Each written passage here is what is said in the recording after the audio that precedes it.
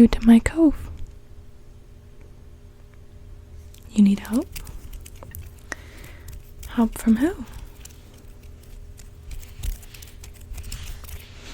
Ah, you know me. Who might I be speaking to?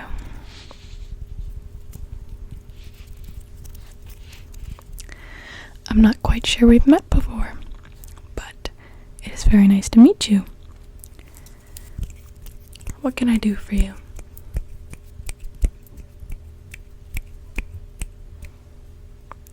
Your friend is in trouble?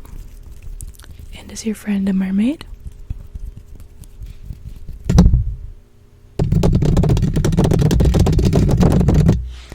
And is your friend a mermaid? They are? Okay. What kind of trouble are we talking about here?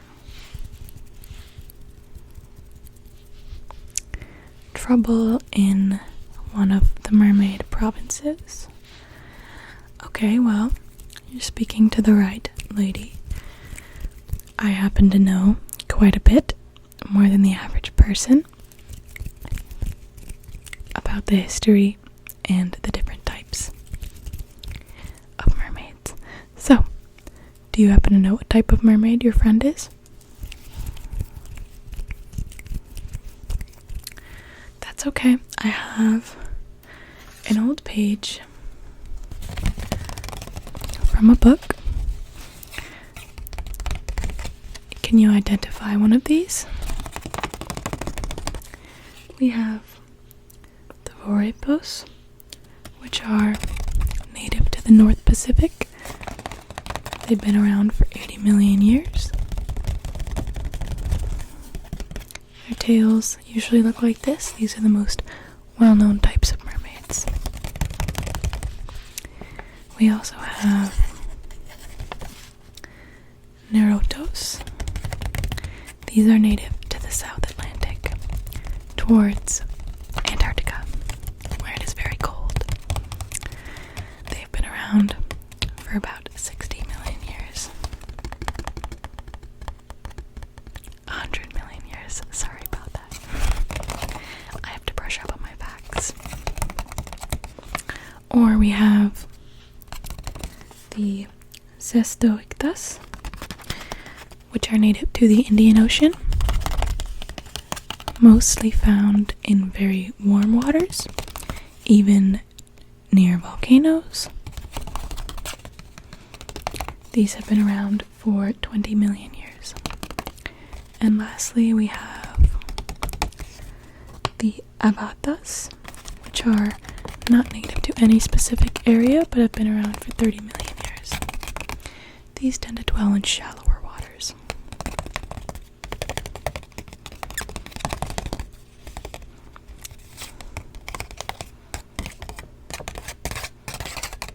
I happen to be related to this type here. There are not many of us left.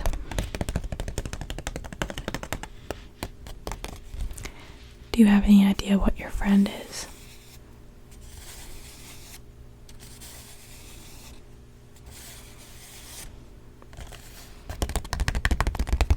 This?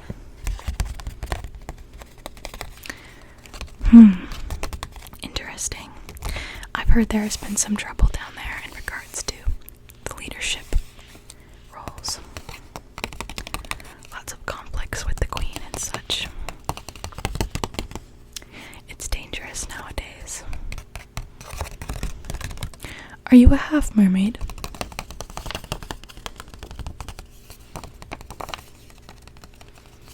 No? What connects you to this friend?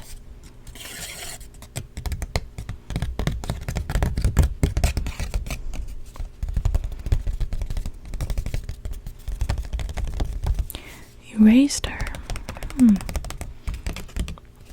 Alright. Well, I'll see what I can do. Are you planning on making a trip down there yourself?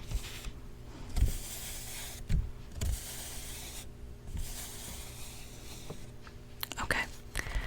Well, I can tell you one thing, and that's that these types of mermaids happen to be very territorial. cannot go down there. First of all, your body won't probably be able to handle the conditions. So we will have to get you a mermaid tail. Luckily, you know me well. I am one of the most well-known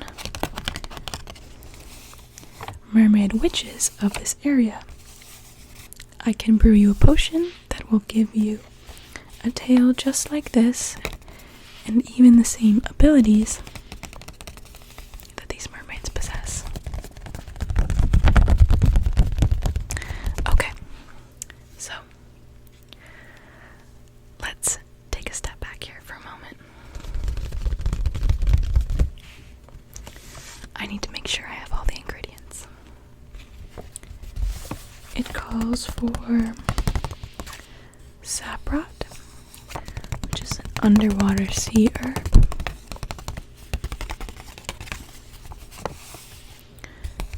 I'm sure I have this around somewhere.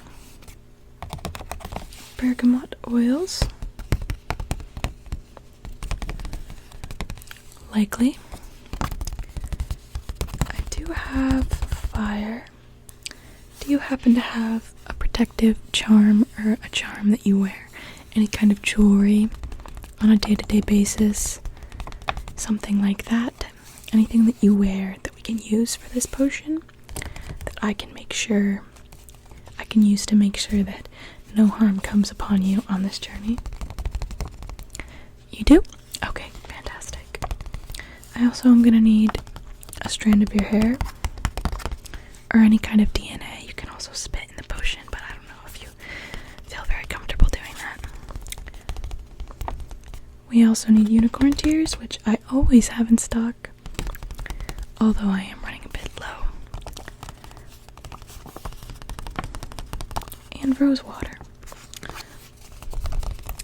Let us get started. I will brew your potion in a little cup right here, which I always keep ready for any potential customers.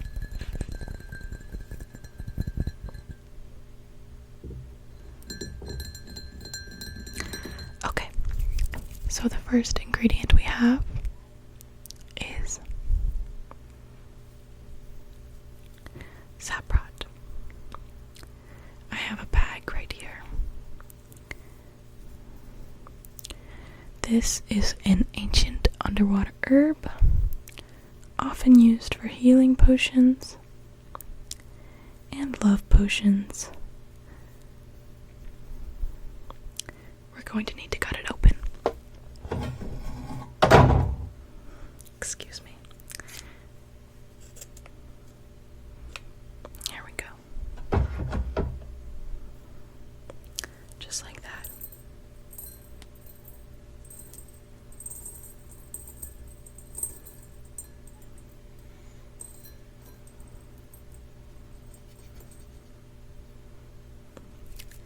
Fantastic, fantastic, fantastic, fantastic. The next thing we're going to need is some bergamot oil, which I do believe I have on some of my common essential oil mixtures. Let me just check the bottle here. We have orange, we have ginger, we have clove, and we have bergamot oils. Fantastic.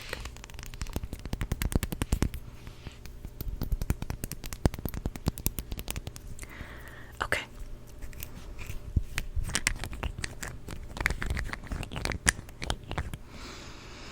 It smells delicious. Would you like to take a whiff of that?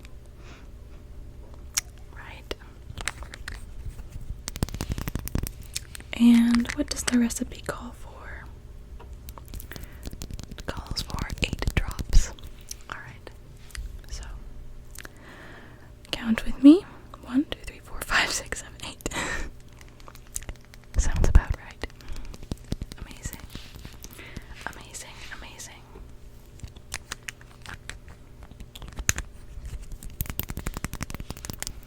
Okay. Now, what do we need next?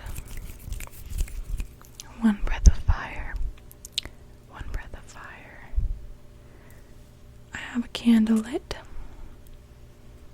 already.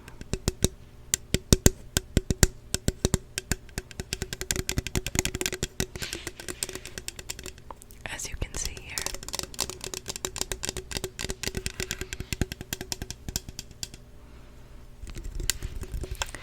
I'm going to breathe life into this potion by blowing out the flame directly into it. So, count with me on 3. 1, 2, 3.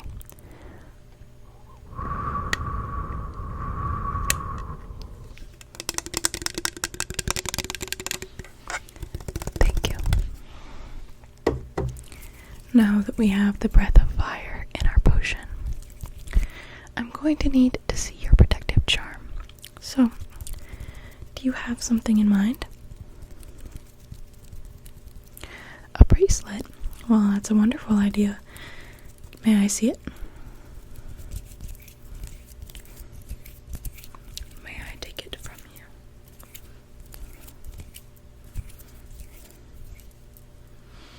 you? Thank you. Oh, this is beautiful.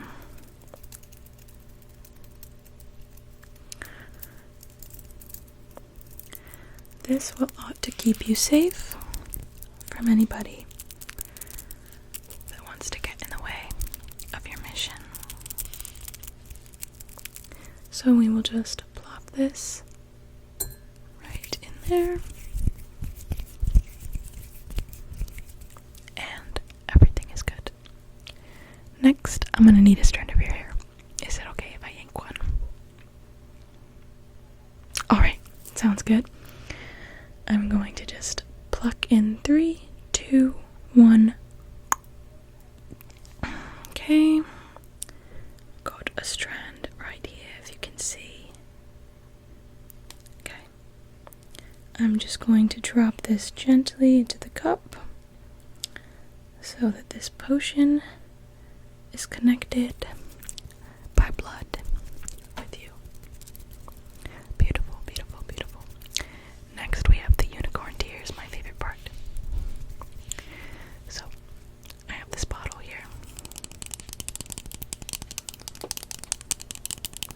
This is the most beautiful ingredient we have for the potion.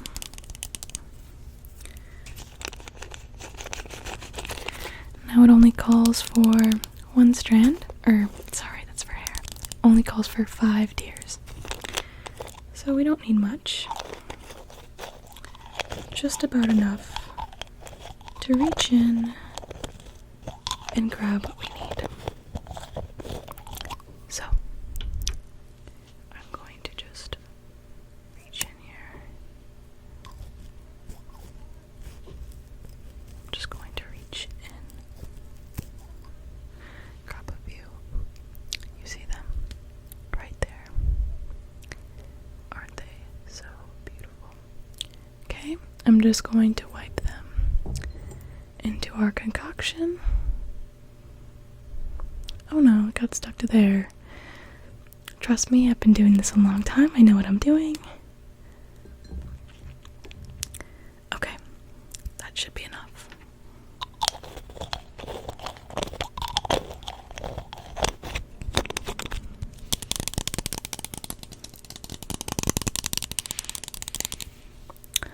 Okay, and the last ingredient we have is rose water. Rose water.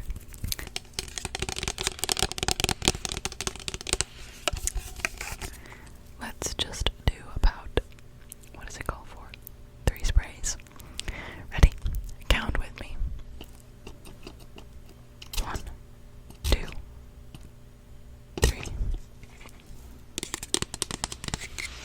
It smells wonderful. Okay.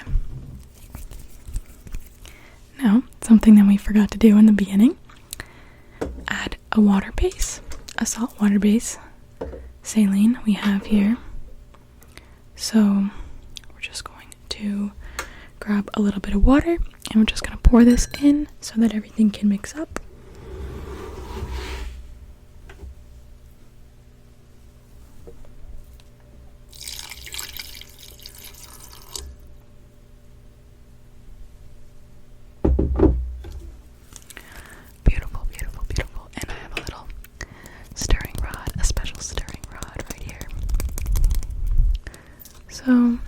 just going to mix it all up and make sure everything is well stirred. Make sure nothing is missing from the concoction as well.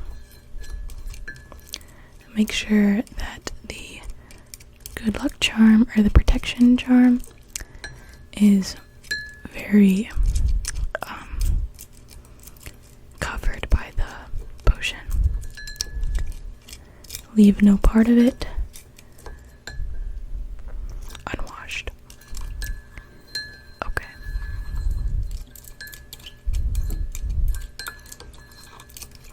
And now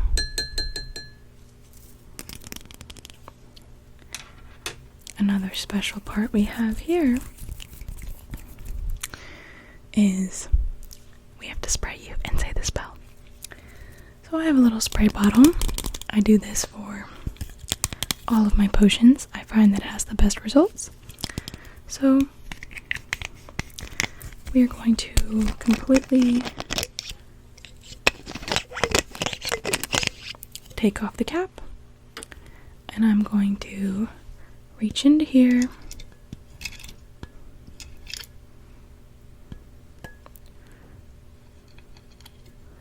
and grab a whopping little bit of our solution. I will close this up, and then I'm gonna have to spray your face with this about 3 times.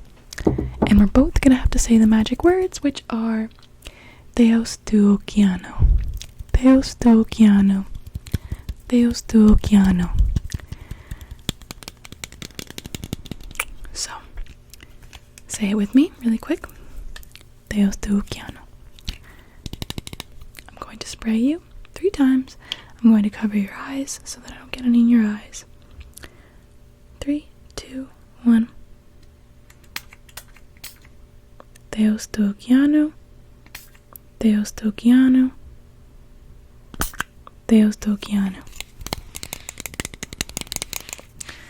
Now I have to check and see if it worked.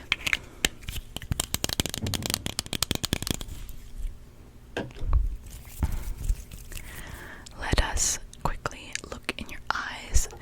You can always tell when somebody's a mermaid based on their eyes, aside from their tail. So let me just take a look in your eyes and see.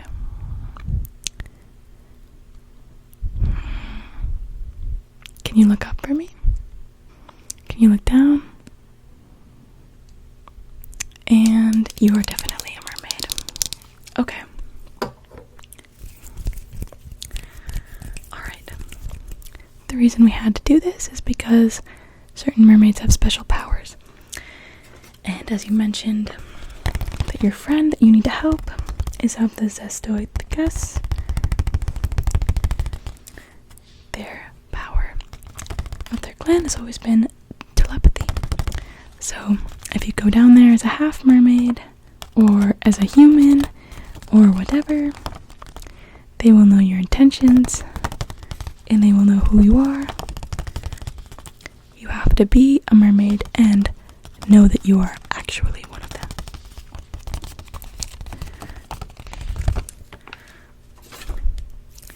So let me give you back your charm. Wring it out a little bit. And here you go. Now you can wear that and always be safe. Smell my fingers, they're so good. They smell